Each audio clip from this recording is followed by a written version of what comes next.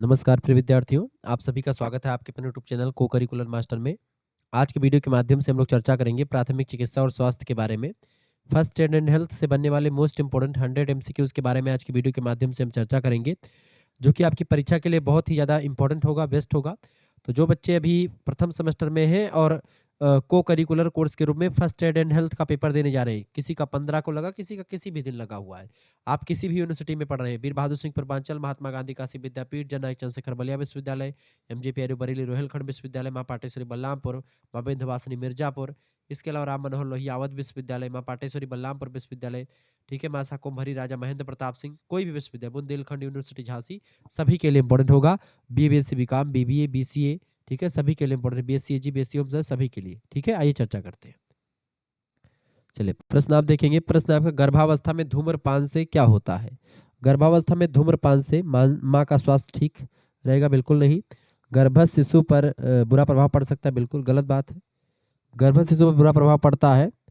कोई प्रभाव नहीं पड़ता। देखिए इसमें करेक्ट आंसर क्या हो जाएगा? माँ और शिशु दोनों के स्वास्थ्य पर बुरा प्रभाव पड़ता है। ऑप्शन नंबर इसका डी ज़्यादा राइट आंसर है। अगला क्वेश्चन से आपका चुका, विद्यालय में पढ़ने वाली युवतियों के लिए मातृकला एवं शिशु कल्याण का अध्ययन।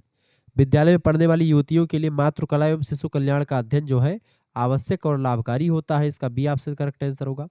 अगला क्वेश्चन है, गर्भावस्था में संतुलित और पौष्टिक आहार आवश्यक है। गर्भावस्था में संतुलित और पौष्टिक आहार आवश्यक होता है माता और गर्भस्थ शिशु के स्वास्थ्य के लिए। सी ऑप्शन इसका राइट आंसर होगा।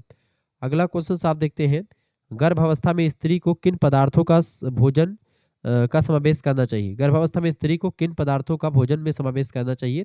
तो फल, कच्ची सब्जियां, हरे पत्तेदार सब्जियां और संपूर्ण अनाज, सभी का प्रयोग करना चाहिए। ऑप्शन नंबर इसका डी राइट आंसर हो जाएगा। जिन बच्चों ने डी लगा दिया उनका बिल्कुल राइट आंसर है।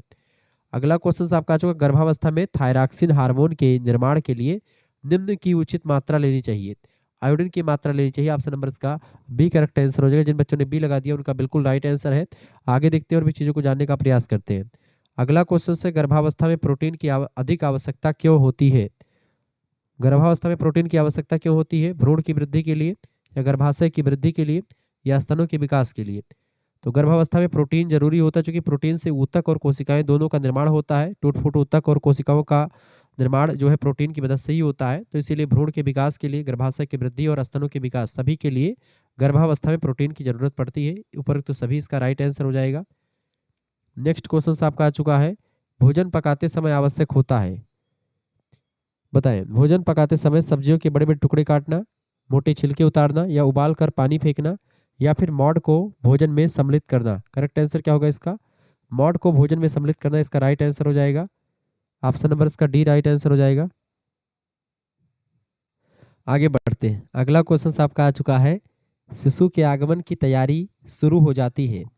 तो शिशु के आगमन की तैयारी शिशु के जन्म के बाद, शिशु के जन्म या शिशु के गर्भ में आते ही, या गर्भावस्था में तीसरे माह से, या गर्भावस्था के 9वें माह से? बताएं। तो शिशु के आगमन की तैयारी जो हो जाती है वो शिशु के गर्भ में आते ही शुरू हो जाती है। ऑप्शन नंबर इसका बी राइट आंसर होगा। आगे देखते हैं। अगला क्वेश्चन है, प्रसूता के लिए प्रसव कराने के लिए कैसे डॉक्टर का चुनाव करना चाहिए? बताएं। प्रसूता के लिए, प्रसूता माने होता है जो गर्भ धारण की स्त्री होती है उसी को प्रसूता कहते हैं। तो उसके प्रसव कराने के लिए, बच्चे को जन्म दिलवाने के लिए कैसे डॉक्टर का चुनाव करना चाहिए? जो कम खर्च में प्रसव करा दे उसका, या जो घर के पास में हो उसके लिए उसके पास जाना चाहिए, या जो परिचित हो आपसे उसके पास? तो इनमें से किसी के पास नहीं जाना चाहिए। आपको जाना चाहिए जहाँ पर सुविधाएं अच्छी हों और जहाँ पर प्रशिक्षित यानी ट्रेनिंग से युक्त डॉक्टर हों, उनके पास जाना चाहिए। ऑप्शन नंबर इसका डी लगाइएगा, ये करेक्ट आंसर होगा। आगे देखते हैं। अगला क्वेश्चन आपका आ चुका है, निम्नलिखित में से कौन सा अंग अनुपचारित उपदंश से प्रभावित हो सकता है? हृदय, मस्तिष्क, लीवर, या फिर ए और बी दोनों, यानी कि हृदय और मस्तिष्क दोनों? तो ये हृदय और मस्तिष्क दोनों प्रभावित होते हैं। डी ऑप्शन इसका लगा दीजिएगा। ठीक है। रक्तहीनता कौन से तत्व के अभाव में होती है? रक्तहीनता को अंग्रेजी में एनीमिया कहा जाता है। एनीमिया रोग जो होता है ये आयरन की कमी से होता है। ठीक है, किसकी कमी से होता है बेटा? आयरन की कमी से होता है। रक्तहीनता कौन से तत्व की कमी से होता है? तो आयरन की कमी से। ऑप्शन नंबर इसका डी लगा दीजिएगा, आयरन की कमी से होता है। अगर आप पालक वगैरह का सेवन अच्छे तरीके से करेंगे तो ये रोग बहुत कम मात्रा में होता है। ये बात हरी पत्तेदार सब्जियां और इन सभी से रक्तहीनता कम होती, खास करके महिलाओं में ऐसे जो है रोग ज़्यादा देखने को मिलते हैं। अगला क्वेश्चन आपका आ चुका है, मूत्र की शुद्धि किस अंग में होती है? ऑप्शन ए अमाशय, ऑप्शन बी फेफड़ा, ऑप्शन सी वृक्क या गुर्दा, ऑप्शन डी हृदय। करेक्ट आंसर क्या हो जाएगा? मूत्र की शुद्धि जो होती है वो वृक्क यानी गुर्दा में होती है। ऑप्शन नंबर इसका सी राइट आंसर होगा। अगला क्वेश्चन से, पसीना किस अंग के द्वारा निकलता है? पसीना किस अंग के द्वारा निकलता है? फेफड़े के द्वारा, हृदय के द्वारा, त्वचा के द्वारा या कान से? तो पसीना सभी को पता हो त्वचा से निकलता है। ऑप्शन नंबर इसका सी राइट आंसर होगा। अगला क्वेश्चन से, अंकुर क्या है? अंकुर एक पेशी सूत्र है, रोम सूत्र है, कूप है या वर्णक है, या एक ऐसा उभार जो 0.12 मिमी लंबे हो यानी मिलीमीटर लंबे होते हैं। अंकुर जो होता है जो बीज में खास करके निकलता है, तो ये उभार होता है एक प्रकार का 0.12 मिलीमीटर ऊपर निकला हुआ होता है बीज से। नेक्स्ट क्वेश्चन आपका आ चुका है, शरीर के आवरण को कहते हैं ज्ञानेंद्री, तंत्रिका तंत्र, त्वचा या फिर उत्सर्जन तंत्र? तो शरीर के आवरण, आवरण माने जो शरीर को ढकता है उसको क्या बोलते हैं? त्वचा कहते हैं उसको। ऑप्शन नंबर इसका सी करेक्ट आंसर हो जाएगा। अगला क्वेश्चन से, त्वचा में ऐसी कौन सी रचना है, त्वचा में ऐसी कौन सी रचना है जो सांप की भांति कुंडलाकार रूप में पाई जाती है? श्वेत ग्रंथियां, रोमकूप, पेशीय सूत्र या अंकुर? तो त्वचा में वह रचना जो सांप की भांति कुंडलाकार रूप में पाई जाती है उसको हम श्वेत ग्रंथियां कहते हैं। इसका ए ऑप्शन राइट आंसर हो जाएगा। नेक्स्ट क्वेश्चन आप देखते हैं, वर्णक जिसको आप पिगमेंट्स कहते हैं अंग्रेजी में, शरीर के किस भाग में पाए जाते हैं? तो वर्णक जो होते हैं ये बाह्य त्वचा की भीतरी परत में पाए जाते हैं। इसका बी ऑप्शन राइट आंसर हो जाएगा। अगला क्वेश्चन है, त्वचा में ताप ज्ञान के केंद्र क्या होते हैं? त्वचा में ताप ज्ञान के केंद्र जो है बालों के रोमकूप होते हैं। सी ऑप्शन इसका राइट आंसर होगा। अगला प्रश्न है, मूत्र निष्कासन की आवश्यकता अनुभव होने से पूर्व मूत्राशय में लगभग कितना मिलीलीटर मूत्र एकत्र हो जाता है? तो 200 से 250 मिलीलीटर इकट्ठा हो जाता है। ऑप्शन नंबर इसका सी करेक्ट आंसर होगा। तब आपको पता चलता है कि हाँ ठीक है, अब मूत्र का उत्सर्जन करना चाहिए। नेक्स्ट क्वेश्चन, निम्नलिखित में से कौन एक अंग या संरचना जो मूत्र प्रणाली का घटक नहीं है? मूत्र मार्ग होता है, मूत्राशय भी होता है, यूरेटर भी होता है। ये सब आपका क्या है? मूत्र प्रणाली के घटक होते हैं, जबकि अधिवृक्क ग्रंथि ये मूत्र प्रणाली का अंग नहीं है। ऑप्शन नंबर इसका डी लगा दीजिएगा। नेक्स्ट क्वेश्चन से, गुर्दे का क्या कार्य होता है? गुर्दे का कार्य, ऑप्शन ने दिया रक्त की मात्रा को विनियमित करने में मदद करता है। बिल्कुल करता है। रक्तचाप यानी जो ब्लड प्रेशर होता है उसको नियंत्रित करने में मदद करता है। ठीक है, बिल्कुल करता है। पीएच को नियंत्रित करने में मदद भी करता है। ठीक है, करेक्ट आंसर क्या हो जाएगा आपका? डी ऑप्शन उपरोक्त सभी इसका राइट आंसर है। अगला क्वेश्चन है, निम्नलिखित में से कौन सा विकल्प मूत्र प्रणाली से संबंधित नहीं है? तो मूत्र मार्ग, यूरेटर, मूत्राशय तीनों है, प्रोटेस्टेट नहीं है। ठीक है, प्रोस्टेट नहीं। Option number D correct answer होगा। अगला क्वेश्चन आपका आ चुका है, निम्नलिखित में से मूत्र प्रणाली किसके लिए जिम्मेदार प्रमुख प्रणाली है? निम्नलिखित में से ये आपका पानी और इलेक्ट्रोलाइट संतुलन, विषैली नाइट्रोजन यौगिकों का उत्सर्जन दोनों के लिए जरूरी है। इसका डी ऑप्शन राइट आंसर होगा। अगला क्वेश्चन आपका जो गुर्दे को मूत्राशय से जोड़ने वाली संरचना को क्या कहते हैं? यूरेटर कहा जाता है उसको। ऑप्शन नंबर इसका ये राइट आंसर हो जाएगा। चलिए, प्रश्न आपका आ चुका, पट्टी का प्रकार नहीं है। अब देखिए 50 नंबर से क्वेश्चन, चूंकि 50 में उसको चर्चा करूंगा, 50 पेपर का क्वेश्चन चर्चा करूंगा। वैसे मैं चाहूंगा तो पेपर के भी तमाम सारे क्वेश्चन को मैं बता दूंगा। तो पट्टी का प्रकार कौन सा नहीं? देखिए, लिपटी पट्टी पट्टी का प्रकार होता है बेटा। लिपटी पट्टी पट्टी का प्रकार है। ठीक है, त्रिकोणाकार पट्टी भी है, ट्यूबुलर पट्टी भी। चौकोर पट्टी जो है इसका प्रकार नहीं, तो सी ऑप्शन लगा दीजिएगा। अगला प्रश्न आपका, सीपीआर जरूरी होता है। सीपीआर जो होता है किसके लिए जरूरी होता है? सीपीआर जो होता है बेटा, ये सांस तथा गति, हृदय गति रुकने पर, घायल होने पर, बेहोश होने पर, सभी स्थितियों में सीपीआर जरूरी है। डी ऑप्शन लगा दीजिएगा उपरोक्त सभी। 52 नंबर क्वेश्चन आपका आ चुका है, दिल का दौरा पड़ने पर होता है। दिल का दौरा पड़ने पर क्या होता है? सीने में जकड़न और बेचैनी, दर्द कंधे, गर्दन, हाथ और पैर तक फैलना। बिल्कुल करेक्ट आंसर आपका हो जाएगा 52 नंबर का सी ऑप्शन। ये ए और बी दोनों करेक्ट आंसर हो जाएगा। अगला क्वेश्चन से 53 नंबर प्रश्न आप देखेंगे, मानव शरीर में कुल कितनी अस्थियां होती हैं? मानव शरीर में कुल कितनी अस्थियां होती है बेटा? मानव शरीर में 206 हड्डियां होती हैं। इसका ए ऑप्शन राइट आंसर होगा। 54 नंबर प्रश्न, फ्रैक्चर के प्रकार होते हैं। देखिए, फ्रैक्चर जो है आपके खुले फ्रैक्चर, बंद फ्रैक्चर और सरल और जटिल फ्रैक्चर, ये सारे फ्रैक्चर के प्रकार हैं। ऑप्शन नंबर डी लगा देंगे उपरोक्त सभी, इसका राइट आंसर होगा। 55 नंबर क्वेश्चन आप देखते हैं, गर्भपात के कारण है। विटामिन ई की वजह से गर्भपात होता है, रक्त कमी से या हार्मोन का असंतुलन से। देखिए इसका राइट आंसर हो जाएगा 55 नंबर का, बिल्कुल राइट आंसर डी ऑप्शन। इन सभी की वजह से गर्भपात हो सकता है, इसका डी ऑप्शन करेक्ट आंसर हो जाएगा। 56 नंबर क्वेश्चन आप देखते हैं, मानसिक विकास प्रभावित होता है। मानसिक विकास जो है पारिवारिक वातावरण से, महाविद्यालय के वातावरण से या माता पिता के व्यवहार से, इन तीनों से प्रभावित होता है। ऑप्शन नंबर इसका डी लगा देंगे, उपरोक्त सभी इसका राइट आंसर हो जाएगा 56 नंबर का। नेक्स्ट क्वेश्चन आप देखते हैं 57 नंबर। प्रश्न, योनि रोग संक्रमण, योनि रोग संक्रमण एवं संचरण से बचने का पुरुषों के लिए सबसे अच्छा तरीका कौन सा होता है? Is best way to protect male from vaginal infection and contact. बताएं, योनि रोग संक्रमण और संचरण से बचने का पुरुषों के लिए सबसे अच्छा तरीका क्या होता है?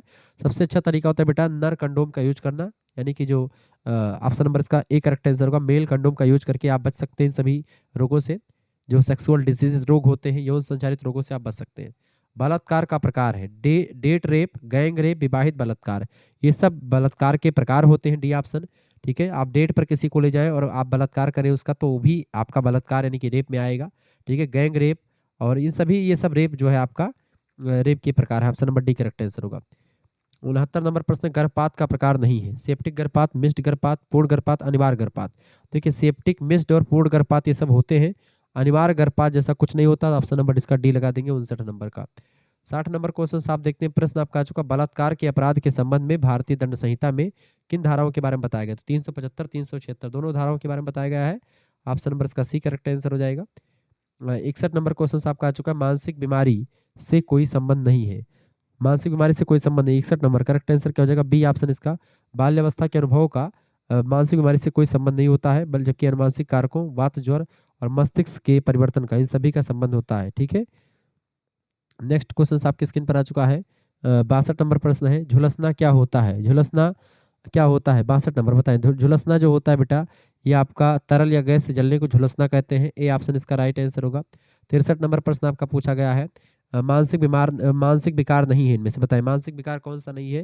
देखिए गठिया कोई मानसिक विकार नहीं होता है, ए ऑप्शन लगा दीजिएगा 63 का, गठिया कोई मानसिक विकार नहीं। जबकि आप देखते हैं इपिलेप्सी, न्यूरोसिस और साइकोसिस, ये तीनों जो है मानसिक विकार होते हैं, मानसिक रोग होते हैं, मेंटल डिसऑर्डर है ये सब।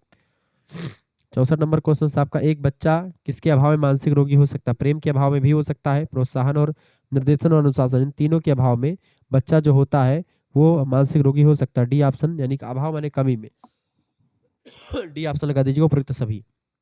अगला क्वेश्चन आपका आ चुका 65 नंबर क्वेश्चन आप देखते हैं, मानसिक रोग है, टिटेनस मानसिक रोग होता नहीं, बुखार मानसिक रोग है नहीं, न्यूरोसिस मानसिक रोग होता है, बिल्कुल राइट आंसर। अतिसार यानी डायरिया मानसिक रोग है नहीं। ठीक है, न्यूरोसिस एक मानसिक रोग है, ऑप्शन नंबर इसका सी करेक्ट आंसर होगा। 66 नंबर क्वेश्चन आपका आ चुका है, मानसिक रोग मानसिक रूप से स्वस्थ व्यक्ति है, मानसिक रूप से स्वस्थ व्यक्ति, करेक्ट आंसर क्या होगा? मानसिक रूप से स्वस्थ व्यक्ति जो होता है, आत्मनिर्भर व्यक्तित्व, उद्देश्यपूर्ण जीवन और समाज में सुखमय स्थान। करेक्ट आंसर क्या हो जाएगा? उपरोक्त डी यानी उपरोक्त सभी करेक्ट आंसर हो जाएगा। 67 नंबर क्वेश्चन आपका आ चुका, आंसू स्रावित होते हैं, आंसू स्रावित होते किस ग्रंथि से? आंसू स्रावित होते बेटा कौन से ग्रंथि से? सी अश्रु प्रवाही ग्रंथि से, ऑप्शन नंबर इसका सी राइट आंसर हो जाएगा। आगे देखते हैं 68 नंबर प्रश्न आपका आ चुका है, नुकीली चीज घुसने से होने वाला घाव, नुकीली चीज घुसने से होने वाले घाव को क्या बोलते हैं बेटा? उसी को पंक्चर घाव कहते हैं, ऑप्शन नंबर इसका डी राइट आंसर हो जाएगा। नेक्स्ट क्वेश्चन आपकी स्क्रीन पर आ चुका है, 69 नंबर प्रश्न है, अक्ष तंतु की चोट शरीर के किस हिस्से से संबंधित है? अक्ष तंतु की चोट शरीर के किस हिस्से से संबंधित है बेटा? फटाफट से आप बताएंगे। 69 नंबर करेक्ट आंसर क्या हो जाएगा? 69 नंबर का राइट आंसर आपका हो जाएगा ए ऑप्शन, मस्तिष्क से रिलेटेड है वो, ए ऑप्शन ब्रेन से। 70 नंबर क्वेश्चन आपका आ चुका है, जो दो भारी वस्तुओं के दबने से होने वाली इंजरी, दो भारी वस्तुओं के दबने से होने वाली इंजरी को क्या बोलते हैं बेटा? उसको बोलते हैं 70 नंबर, बताएं उसको क्या बोलते हैं? फटाफट से आप बताने का प्रयास करेंगे। उसको बोलते हैं आप क्रैश इंजरी, ऑप्शन नंबर इसका बी राइट आंसर होगा। आगे बढ़ते हैं और भी चीजों को जानने का प्रयास करते हैं। अगला क्वेश्चन आपका आ चुका, प्राथमिक सहायता का उद्देश्य क्या होता है? बताएं, प्राथमिक सहायता का उद्देश्य होता है बेटा क्या? प्राथमिक सहायता का उद्देश्य होता है जीवन को सुरक्षित करना, गंभीर घायल की देखरेख करना, रोगी की संकटकालीन अवस्था को और अधिक बढ़ने नहीं देना। करेक्ट आंसर हो जाएगा डी ऑप्शन, उपयुक्त सभी इसका राइट आंसर हो जाएगा। आगे देखते हैं, अगला क्वेश्चन आपका आ चुका है, प्राथमिक सहायकर्ता के गुण हैं, प्राथमिक सहायकर्ता के गुण इनमें से क्या होंगे? प्रशिक्षित, आत्मविश्वासी और शीघ्र निर्णय लेने वाला होना चाहिए, इसका डी ऑप्शन बिल्कुल राइट आंसर हो जाएगा। अगला क्वेश्चन से प्राथमिक सहायता का सिद्धांत है, प्राथमिक सहायता का सिद्धांत क्या होता है? दुर्घटना कारणों को हटाना, सबसे पहले रोगी की सांस रुकने पर सीपीआर देना उसको, और पीड़ित की सहायता करना है। तीनों इसका सिद्धांत होता है प्राथमिक चिकित्सा का, फर्स्ट एड का। डी ऑप्शन राइट आंसर हो जाएगा। सीपीआर प्रक्रिया में क्या शामिल है बताएं। सीपीआर प्रक्रिया में क्या शामिल है, फटाफट से आप बताने का प्रयास करेंगे। तो सीपीआर प्रक्रिया में क्या शामिल है, फटाफट से आप बताने का प्रयास करेंगे।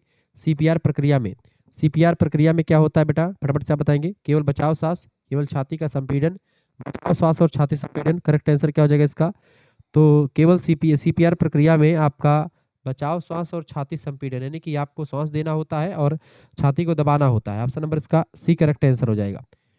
सीपीआर को अंग्रेजी में कार्डियोपल्मोनरी रिसिस्टेशन कहते हैं। नेक्स्ट क्वेश्चन, पट्टी का प्रकार नहीं है, बताएं पट्टी का प्रकार क्या नहीं है इनमें से। देखिए आपका जैसे त्रिकोणाकार पट्टी, लिप्टी पट्टी, ट्यूबुलर पट्टी, ये सब पट्टियों के प्रकार हैं। चौकोर पट्टी कोई पट्टी का प्रकार नहीं, तो सी ऑप्शन लगा दीजिएगा।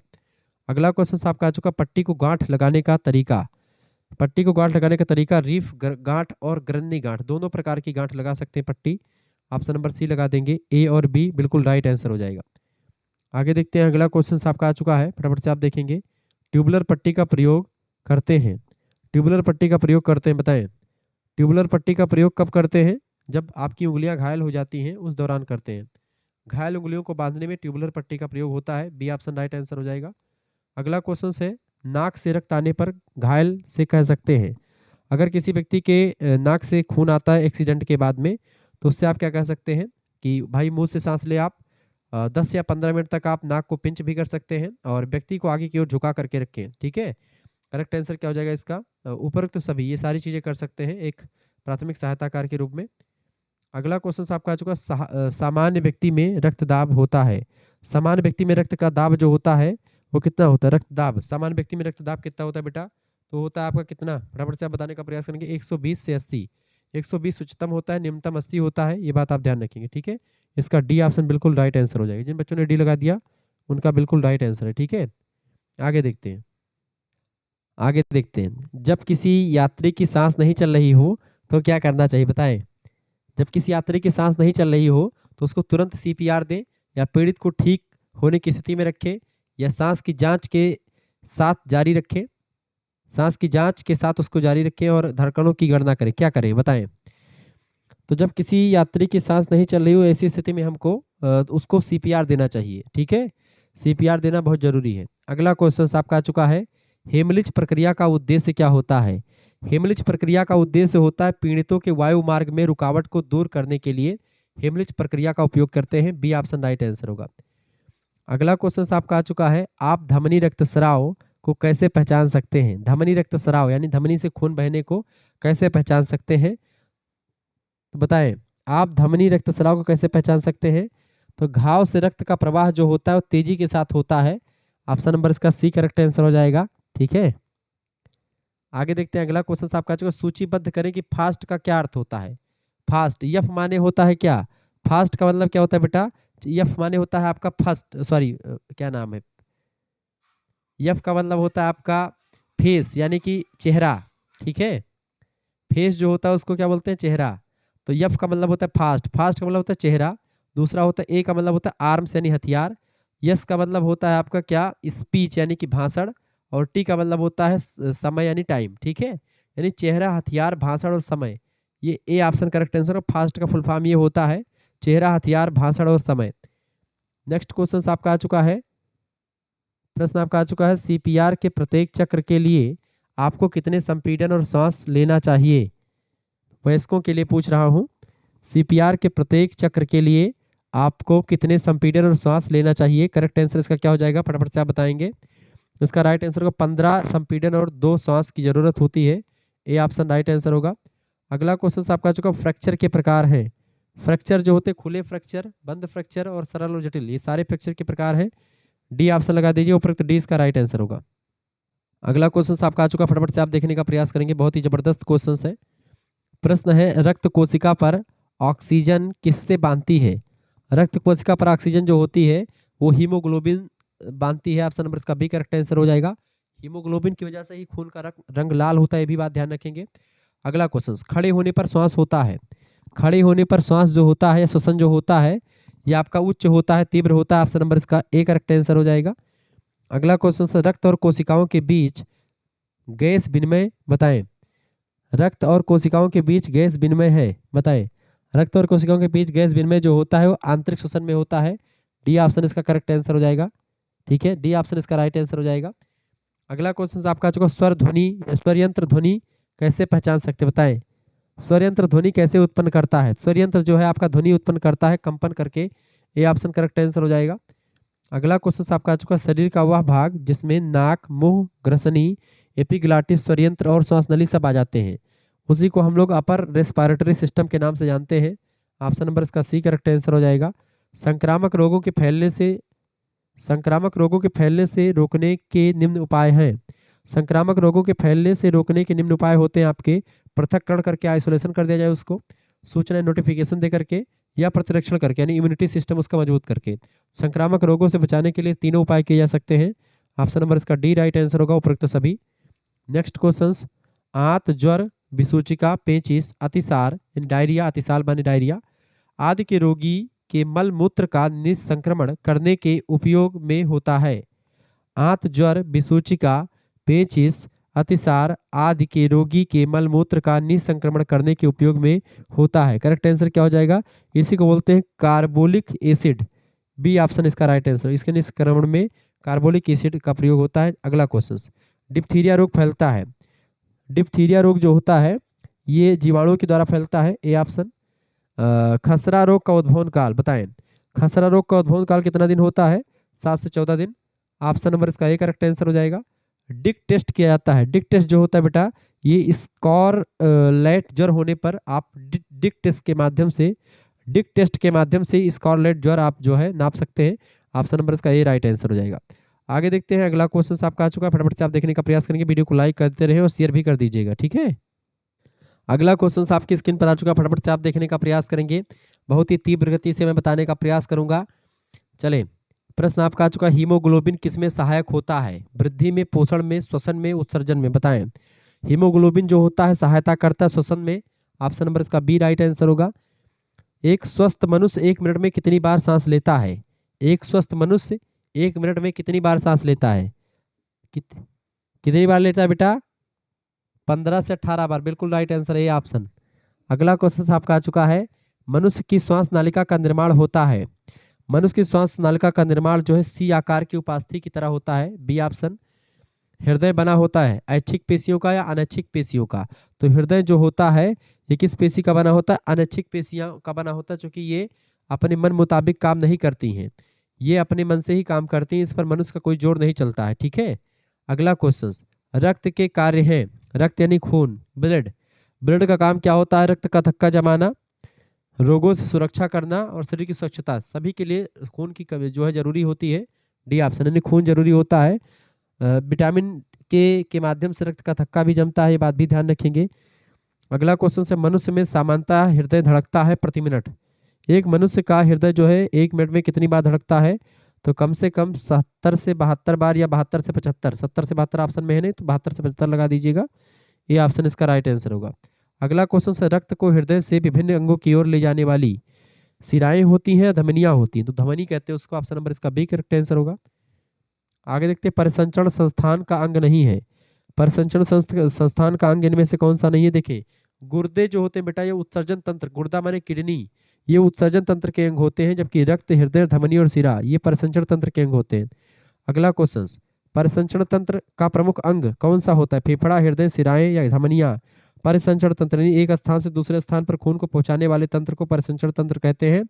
फेफड़ा जो होता है इसका प्रमुख अंग माना जाता है। ऑप्शन नंबर इसका ए करेक्ट आंसर होगा। अगला क्वेश्चन आपका, ऑक्सीजन युक्त रक्त प्रवाहित होता है। ऑक्सीजन युक्त रक्त जो है ये धमनियों में प्रवाहित होता है। A option.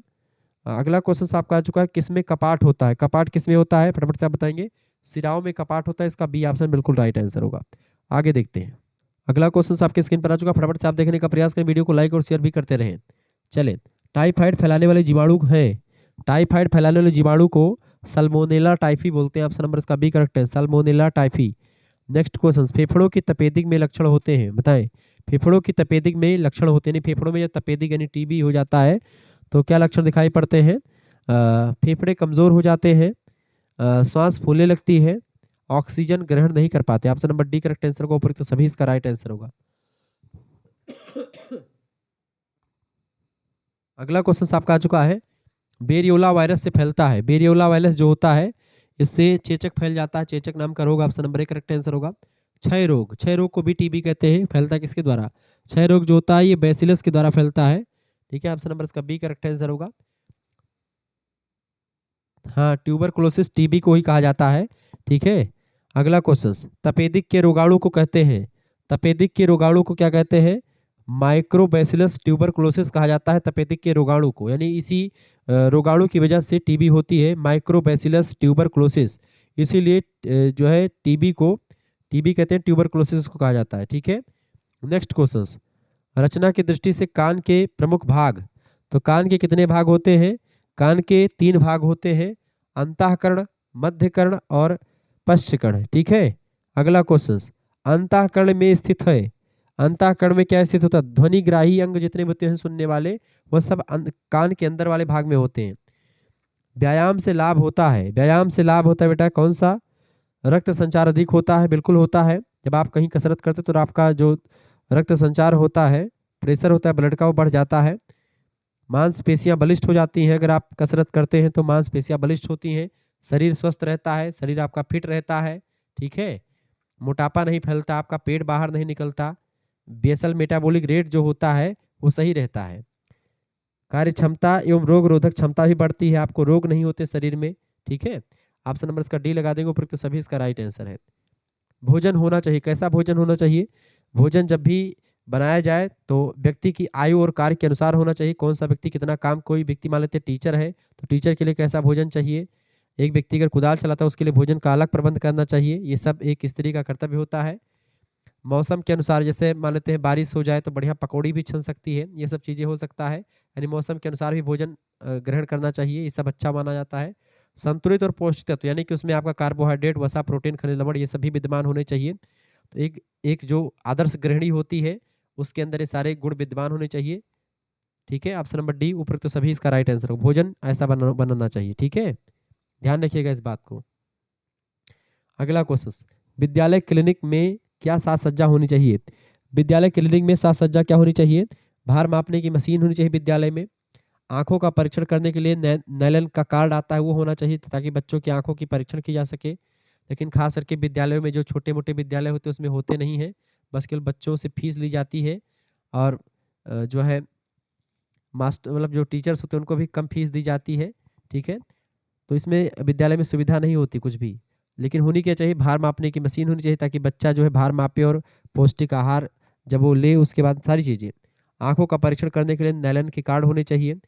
होम ग्रेन की ऊन, टेप और प्राथमिक चिकित्सा का बॉक्स यानी फर्स्ट एड किट भी स्कूल में लगी रहनी चाहिए प्रत्येक कमरे में, ये सब चीज़ें व्यवस्थित होनी चाहिए।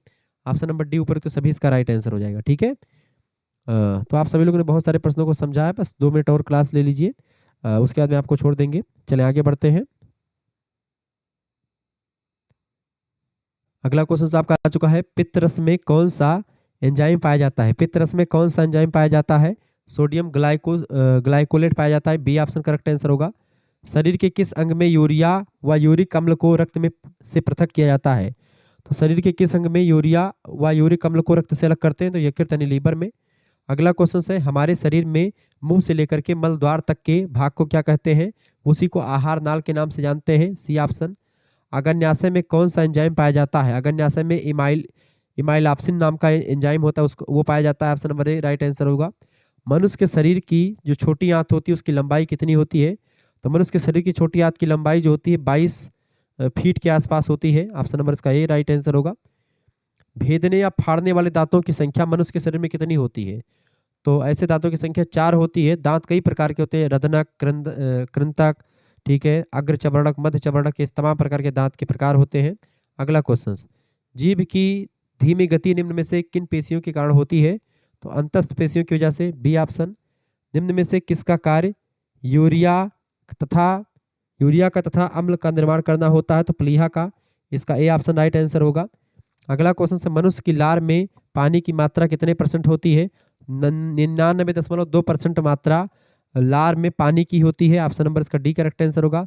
मनुष्य के दांत कितने प्रकार के होते हैं? तो मनुष्य के दांत जो होते हैं बेटा कितने प्रकार के होते हैं, फटाफट से आप बताने का प्रयास करेंगे।